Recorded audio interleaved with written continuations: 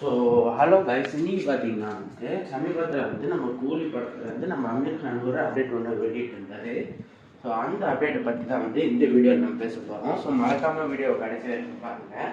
And இப்போ தான் நம்ம சேனலை புதுசாக பார்க்குறீங்க அப்படின்னா சப்ஸ்கிரைப் பண்ணி வச்சுக்கோங்க. வாங்க வீடியோக்குள்ளே போகலாம். ஸோ இப்போ பார்த்தீங்கன்னா நம்ம லோகேஷ் கனகராஜ் இயக்கத்தில் நம்ம ரஜினி சாரோட நடிப்பில் வெளியாக இருக்க படம் பேர் தான் கூலி.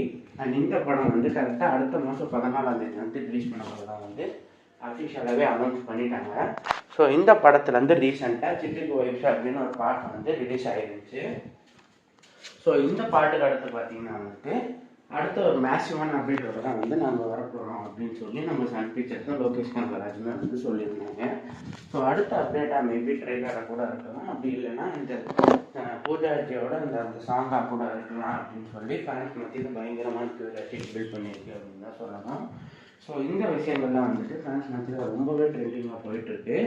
ஸோ ரீசெண்டாக நம்ம அமீர் கான் பார்த்தீங்கன்னா அவர் தான் கடைசி 10 வருஷத்தில் நம்ம அமீர் கானுக்கு ஒரு பெரும்பாலும் நல்ல படங்களாக அமையலை அப்படின்னு தான் சொல்லணும்.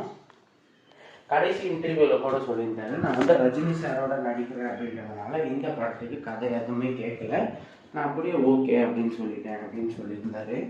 அண்ட் நம்ம அமீர் கான் பார்த்தீங்கன்னா அவர் தான் ஃபஸ்ட்டு 300 கிளப்ஸ்லேயே ஃபஸ்ட்டு இந்தியன் சினிமாவில் வந்தார். அண்ட் 2000 க்ரோர்ஸ் கிளப்லேயும் அவர் தான் ஃபஸ்ட்டு இடப்பட்டார் அப்படின்னு சொல்லணும். அவ்வளோ பெரிய சாதனைப்பட்டவர் கடைசி 10 வருஷத்தில் பாக்ஸ் ஆஃபீஸில் கலெக்ஷன் தான் அந்தளவுக்கு அவர் படங்கள் ஓடலை அப்படின்னு தான் சொல்லணும். ஸோ இந்த படம் பார்த்தீங்கன்னா நம்ம அமீர் கான் சாருக்கு ஒரு பேர் வாங்கி தரோம் அப்படின்னு சொல்லி அவர் நினைக்கிறாரு அப்படின்னு சொல்லியிருக்காங்க. ஸோ இந்த படத்தை கழிச்சு நம்ம லோகேஷ் கனகராஜோட அடுத்த படத்தை அமீர் கான் பண்ண போகிறதா சொல்லிட்டு இருக்காங்க. ஸோ அந்த படம் நம்ம சூர்யா சார் சொல்லப்பட்ட கதையாக கூட இருக்கலாம், அந்த இரும்பு கைமா எப்படியா இருக்கலாம் அப்படின்னு சொல்லி பேசி போயிட்டு இருக்கு. ஸோ சினிமா சம்மந்தப்பட்ட நியூஸ்லாம் உடனுக்குடனே தெரிஞ்சுக்கணும் அப்படின்னு நினச்சிங்கன்னா மறக்காமல் நம்ம சேனலை சப்ஸ்கிரைப் பண்ணிக்கோங்க.